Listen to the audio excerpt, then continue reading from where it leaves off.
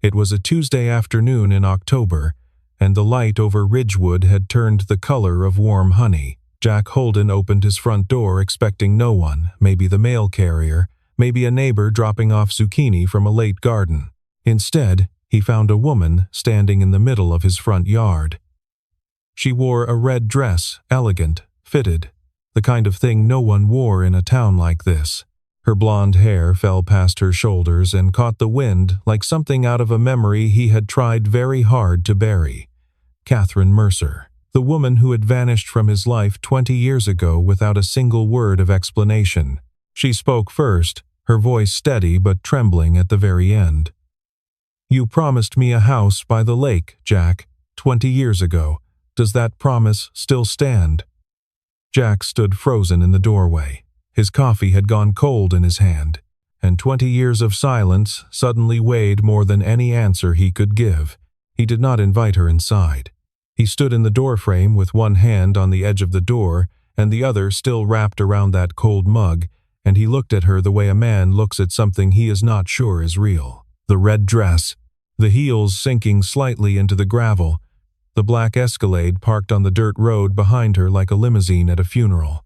Everything about her was wrong for Ridgewood, and Jack felt the wrongness of it in his chest like a dull ache he thought he had outgrown. 20 years, Catherine, he said. His voice was low, controlled, but there was a crack beneath the surface he could not quite hide. And you show up like this.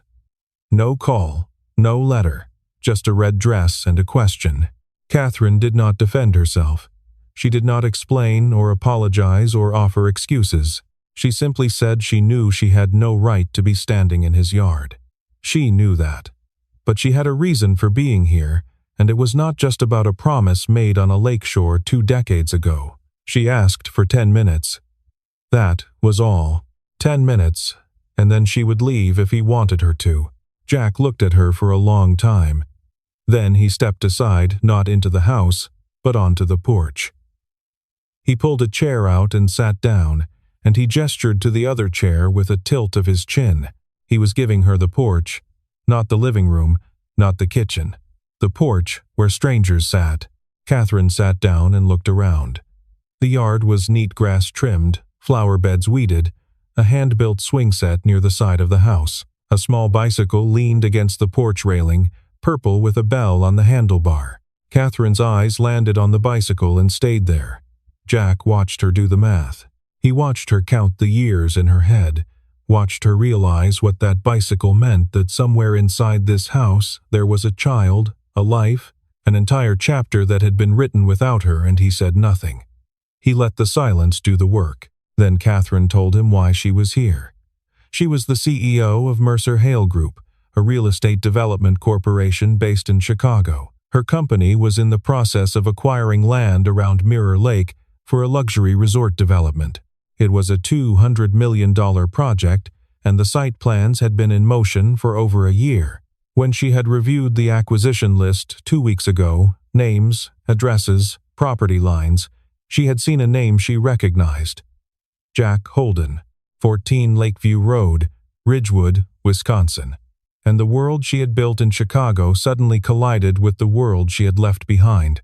Jack stood up immediately. The chair scraped against the wooden porch floor. "So, this is business," he said. His face had changed. The careful neutrality was gone, replaced by something rawer and harder to look at. "It started as business," Catherine said quietly. "But the moment I saw your name on that list, it became something I could not hand off to a lawyer." Jack turned away from her and looked out at the road. He was quiet for a moment, and when he spoke again, his voice had changed. It was harder now, not angry, exactly, but something close to it, something with edges. "You did not come back for me, Catherine. You came back because your company is about to take my home." He looked at her over his shoulder.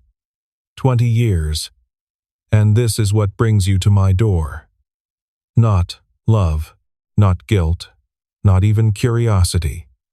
A land deal." He picked up his cold coffee and walked inside without another word. The screen door closed behind him with a sound like a period at the end of a sentence. Catherine sat on the porch alone for a long time after that. She looked at the swing set, the purple bicycle, the flower beds, the quiet, careful order of a home maintained by a man who had no one to help him maintain it, and she understood, with a clarity that hurt more than she had expected, that Jack Holden had built an entire life in the space she had left empty. She left that evening.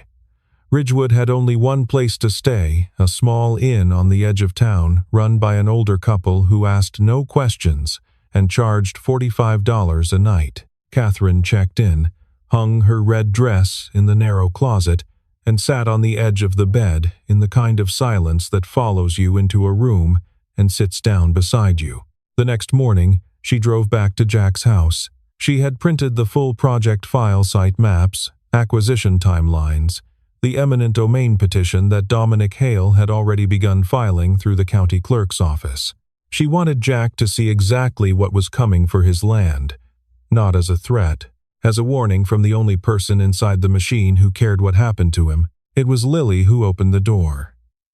12 years old, brown hair pulled into a loose ponytail, bare feet on the wooden floor. She looked up at Catherine, the blonde hair, the black dress this time, the height, the expensive perfume, and tilted her head like a bird examining something unfamiliar. "Are you one of Dad's clients?" Lily asked.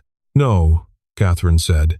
She hesitated, then offered, "I am someone who knew your dad a long time ago." Lily considered this with the seriousness of a child who has learned to take words at face value.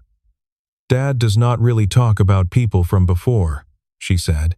"He says the good ones stayed and the rest do not matter." The words were innocent, delivered without malice, but they cut with the precision of something a child says without knowing it is a blade. Catherine felt each word land in her chest like a small, clean incision. Jack came down the stairs and saw Catherine standing in the doorway with his daughter. His face tightened. He told Lily to go upstairs and get ready for school.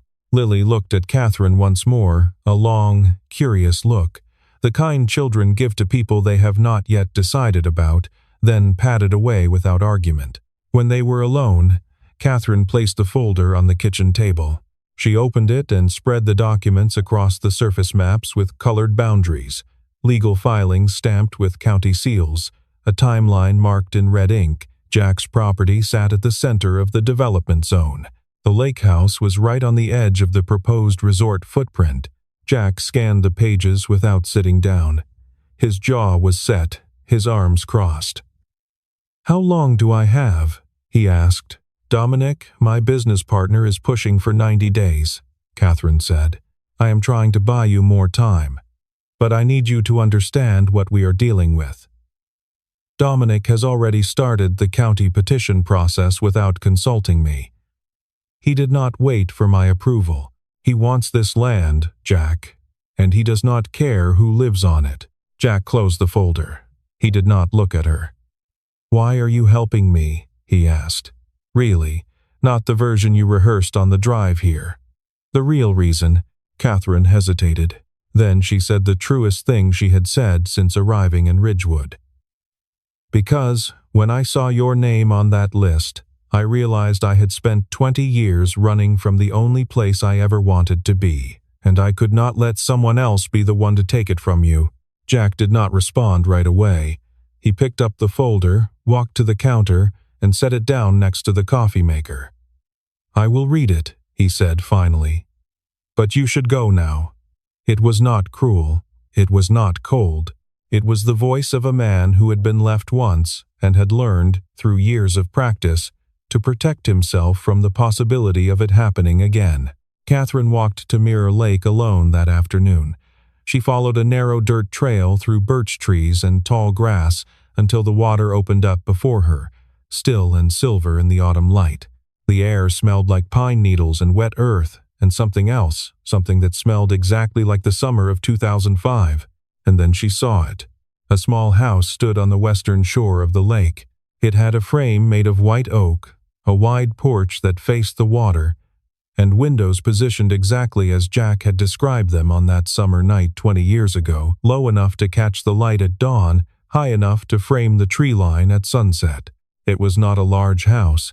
It was not expensive or showy or designed to impress, but every board, every joint, every angle had been placed with the kind of care that only comes from a man building something he believes in deeply enough to spend years on it. Catherine stepped onto the porch.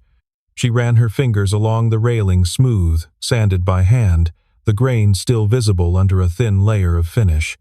She could feel the hours in the wood. She could feel the patience. Then she looked up and saw the words carved into the beam above the door. Lily's Lake House. She stood there for a long time. The wind moved across the lake and through the birch trees and across her face, and she did not wipe the tears because there was no one to see them. Jack had kept his promise. He had built the house by the lake, exactly as he had described it on a warm July night when they were both young enough to believe promises were things you could hold in your hands. But it was not for her. It belonged to the daughter he had raised alone for 10 years, while Catherine was building her empire in a glass tower in Chicago. Jack arrived a few minutes later. He must have seen her walk toward the lake from the workshop window. He did not seem surprised to find her there. He stood beside her on the porch, and neither of them looked at the other. They both looked at the water. "I built it the year Lily was born," Jack said.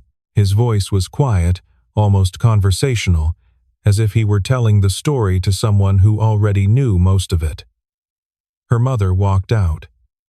"My dad got sick, and I needed something to finish, something that would not leave me halfway through." Catherine was quiet for a moment. Then she asked softly, "Did you think of me when you were building it?"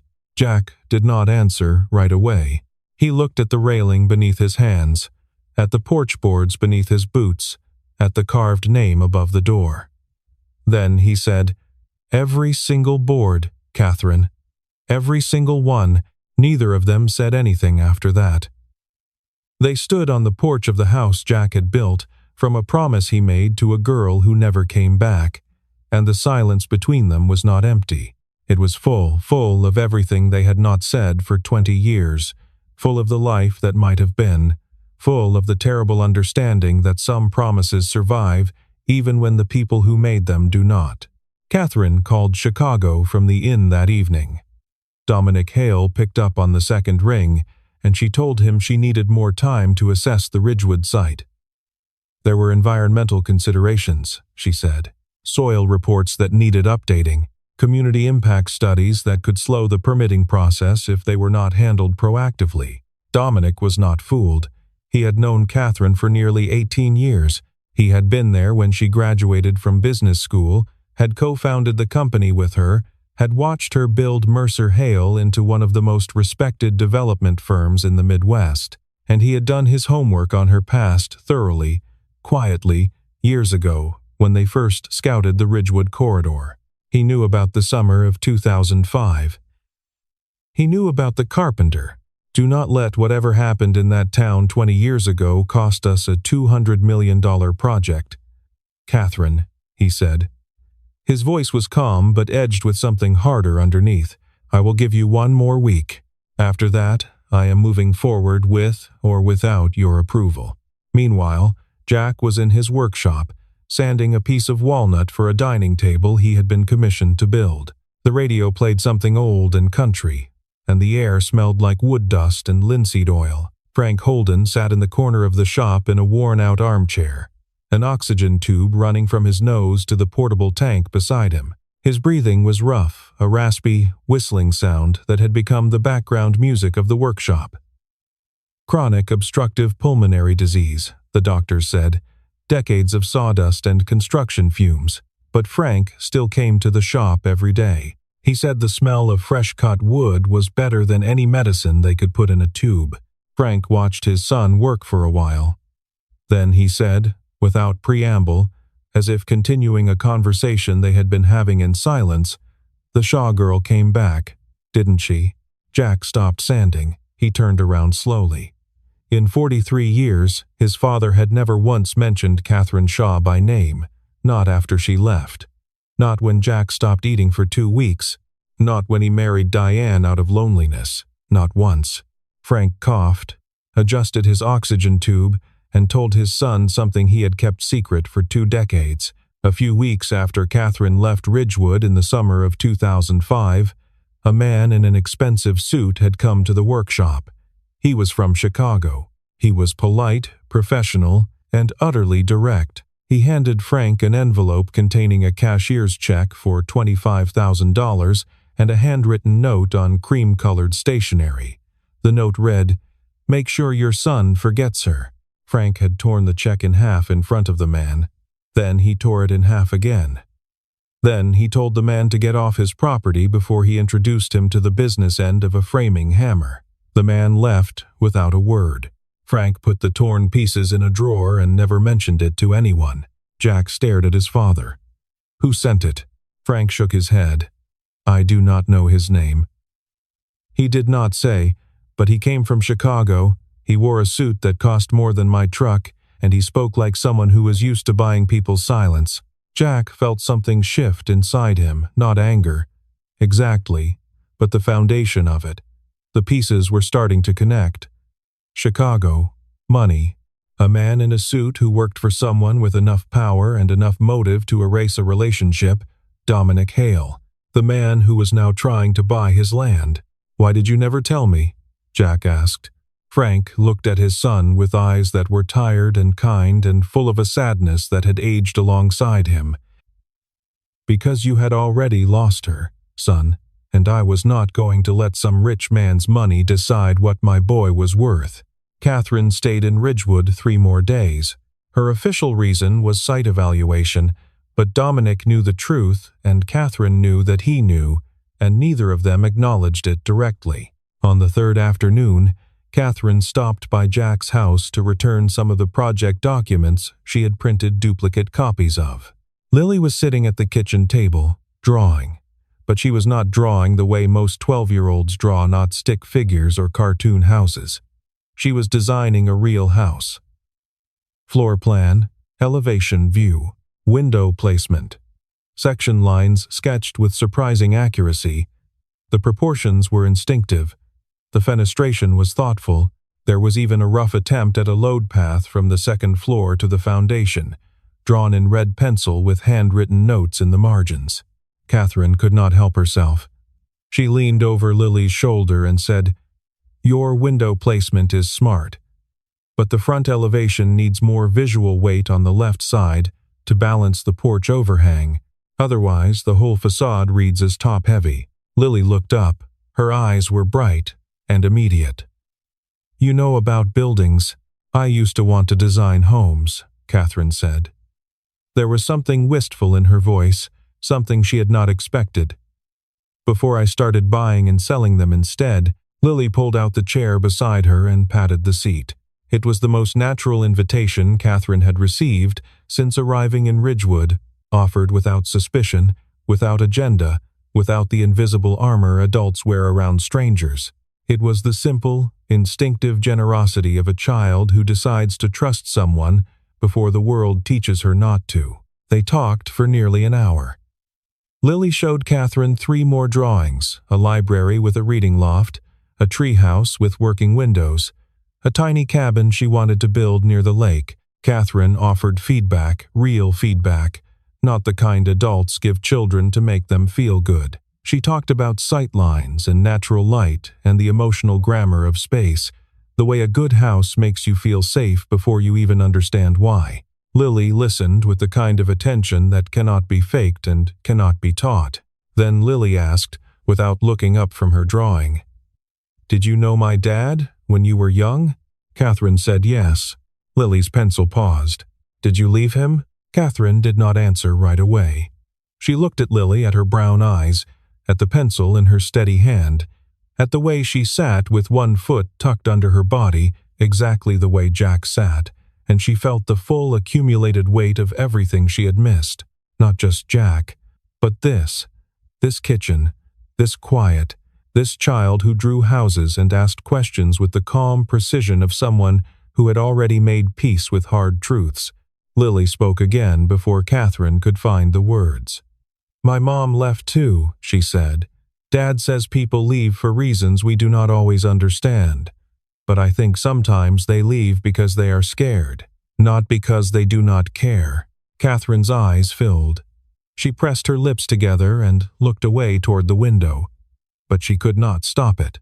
The tears came not in front of Jack, not in front of a boardroom, not in any setting where she had ever needed to project strength, but in front of a 12-year-old girl who had just described Catherine's entire life in 2 quiet sentences.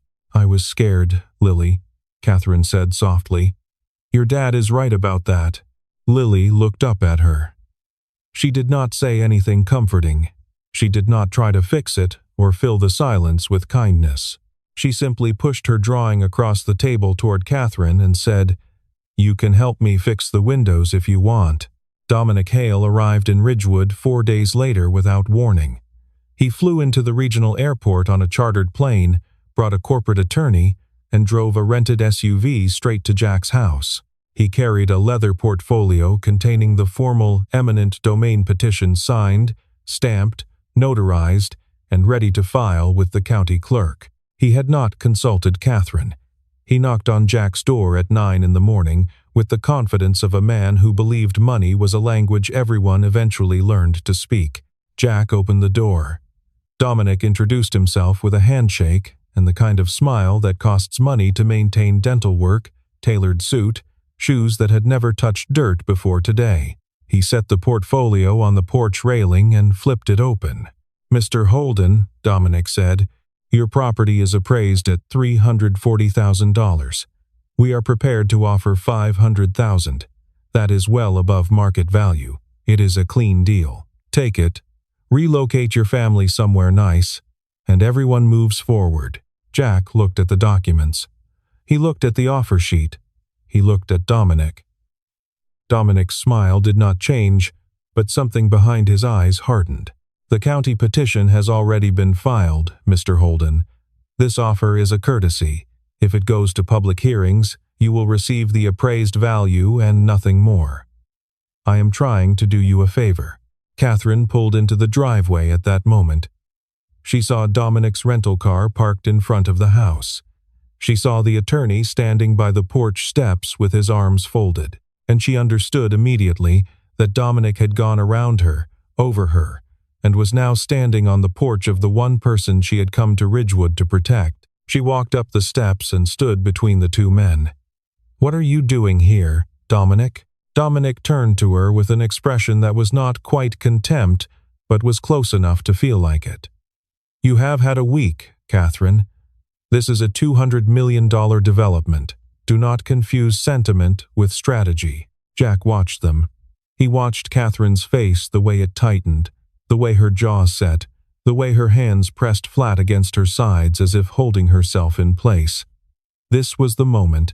He needed to know where she stood, not what she said on a porch at night, not what she felt when she looked at the lake house, but here, now, in front of the man who controlled half her company. Where did she stand?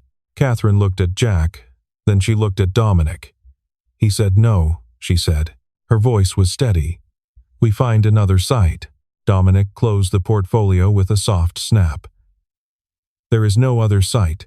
The topography, the lake frontage, the access roads, it all converges here. And if you block this, I will take it to the board myself. I will put it to a vote. And you know how that vote will go, Catherine." Jack spoke then. His voice was not angry. It was not raised. It was the voice of a man who had been through enough to know when a conversation had passed the point of being useful. "You should both go now," he said. He looked at Catherine. "Both of you." Catherine stepped off the porch. She followed Dominic toward the cars. But at the bottom of the steps, she stopped. She turned around and looked at Jack, still standing in the doorway with his arms at his sides and the light behind him. She did not say anything, but Jack saw something in her eyes he had not seen before. Not calculation, not strategy, not the polished certainty of a woman who directed a 300-person company.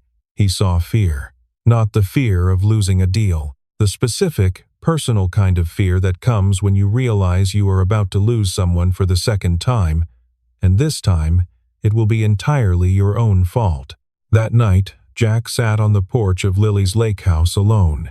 The moon was up and nearly full, and the lake reflected it in a long silver line that stretched all the way to the far shore. The air smelled like pine and cold water, and the last of the autumn leaves clinging to branches that would be bare by next week. He sat in the chair he had built himself, white oak, like the house, and he listened to the quiet the way only someone who has lived alone for a long time knows how to listen. Catherine appeared on the trail about an hour after sunset. She had not called ahead. She had not knocked on the front door of the main house. She had walked through the woods to the lake, following the path from memory. She wore a simple sweater and jeans, and her blonde hair was pulled back in a low ponytail. She looked, for the first time since she had arrived in Ridgewood, like the girl from the summer of 2005. Not the CEO, not the woman in the red dress. Just Catherine. She sat down in the other chair without asking permission. Neither of them spoke for a while. The lake made small sounds against the shore. An owl called somewhere in the distance. Then Catherine began to talk. She told him everything. Her father, Richard Shaw, had discovered the relationship the week after she returned to Chicago that August. Someone had mentioned it, a friend of the family, a neighbor, she never found out who. Her father had given her an ultimatum in his study, standing behind his desk, not even sitting down. End it, or lose everything. Her tuition at Northwestern, her apartment, her place in the family.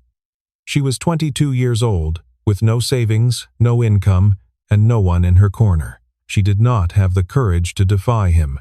She did not even have the courage to explain to Jack what was happening. Her father changed her phone number the next day.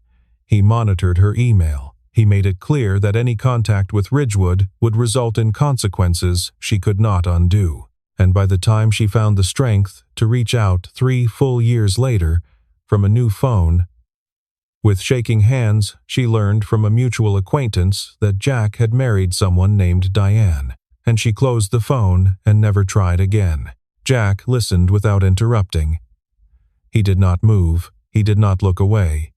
When she finished, he was quiet for a long time. Then he told her his side. He had called her every day for 6 months, every single day without exception. He called in the morning before work and in the evening after the workshop closed. The number rang and went to voicemail. Then it stopped going to voicemail. Then it was disconnected entirely. He wrote letters to her Chicago address, 6 of them, and never received a single reply. After 6 months, he stopped trying. Not because he stopped caring, because he could not survive the silence anymore. He met Diane at a church fundraiser the following spring. She was kind. She was present. She was there. "I married her because I could not have you," Jack said. And she knew it. She always knew, from the first day to the last. That is why she left.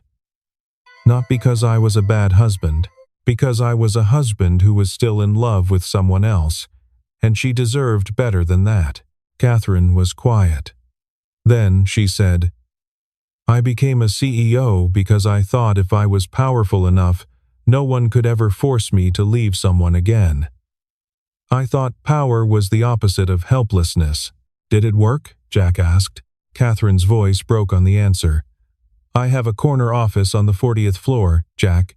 I run a company worth $400 million, and I have never felt more powerless than I do right now, sitting on this porch with you." The silence that followed was not awkward. It was not tense. It was the kind of silence that comes after you finally say the thing you have been carrying for 20 years and discover that the other person has been carrying the same weight, in the same place, for the same amount of time. They sat side by side on the porch of the house Jack built from a promise, and they looked at the moonlight on Mirror Lake, and for the first time in 2 decades, there was nothing left between them that needed to be hidden. Catherine flew back to Chicago the next morning. She called an emergency meeting of the Mercer Hale Group Board of Directors for 2 o'clock that afternoon. She spent the flight reviewing documents, making notes, organizing evidence. Dominic had spent the past week working the board phone calls, private dinners, one-on-one briefings, and the preliminary count stood at 5-4 in favor of proceeding with the Ridgewood acquisition. Catherine needed to flip at least 1 vote.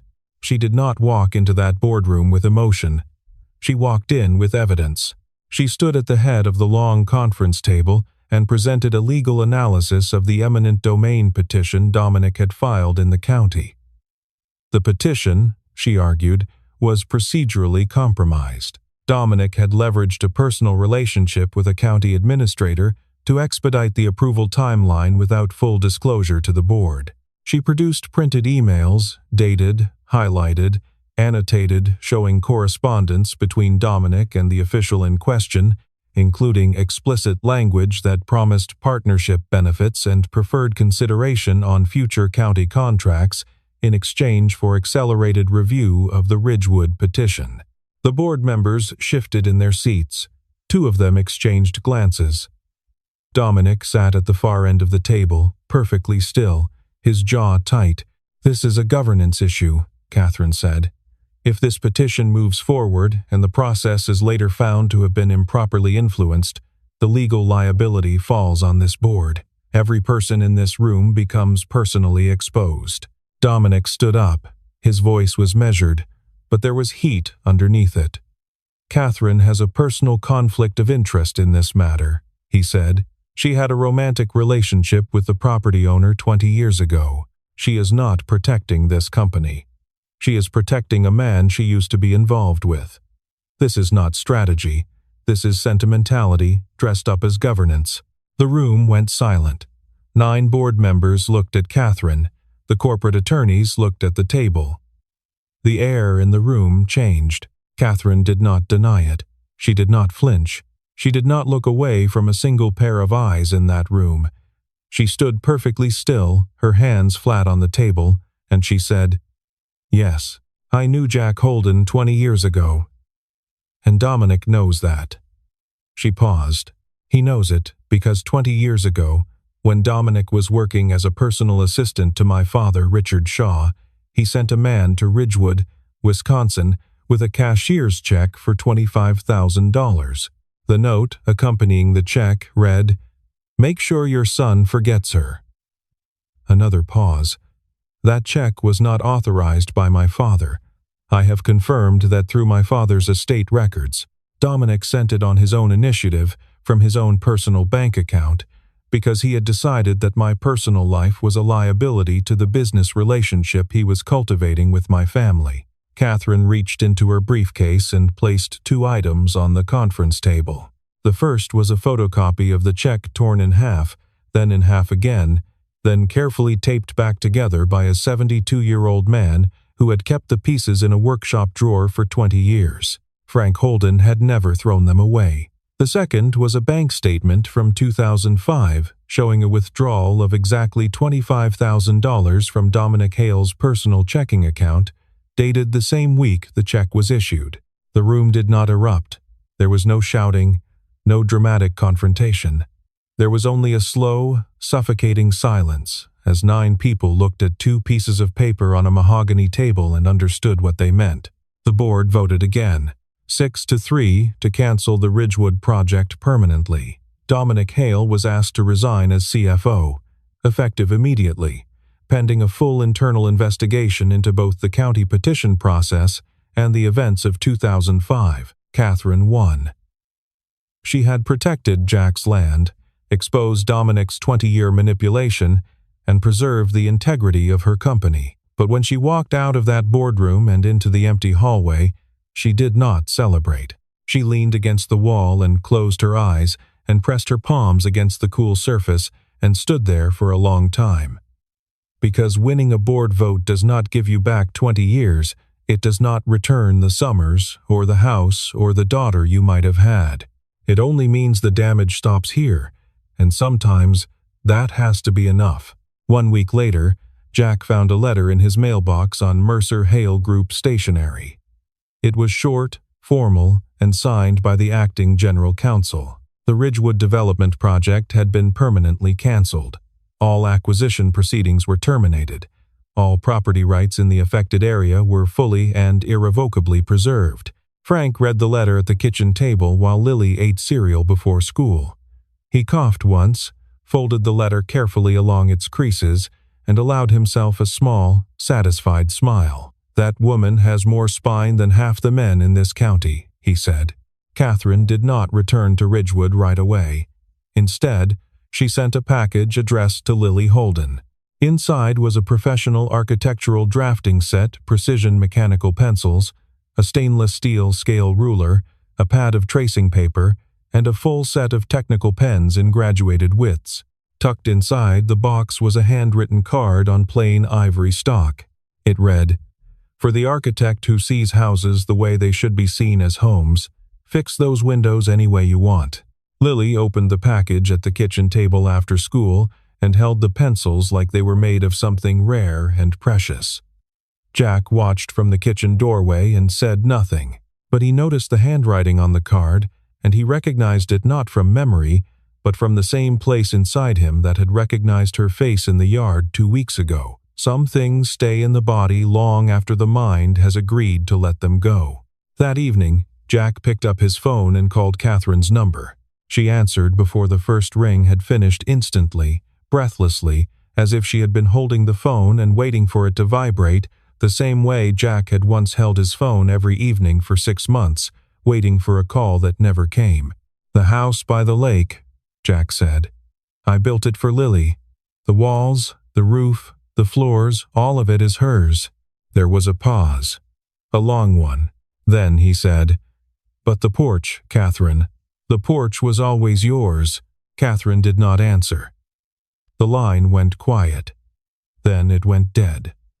Jack looked at his phone and set it on the kitchen table and stood there in the dim light of the kitchen. He thought, with a heaviness that settled into his chest like stone, that she had left again, that the silence was her answer, the way it had been her answer 20 years ago. 3 days later, there was a knock on the front door.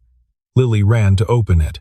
Catherine stood in the yard, not next to a black Escalade, but beside a rented sedan with a dent in the rear fender and Wisconsin plates. She was not wearing a suit. She was not wearing a red dress.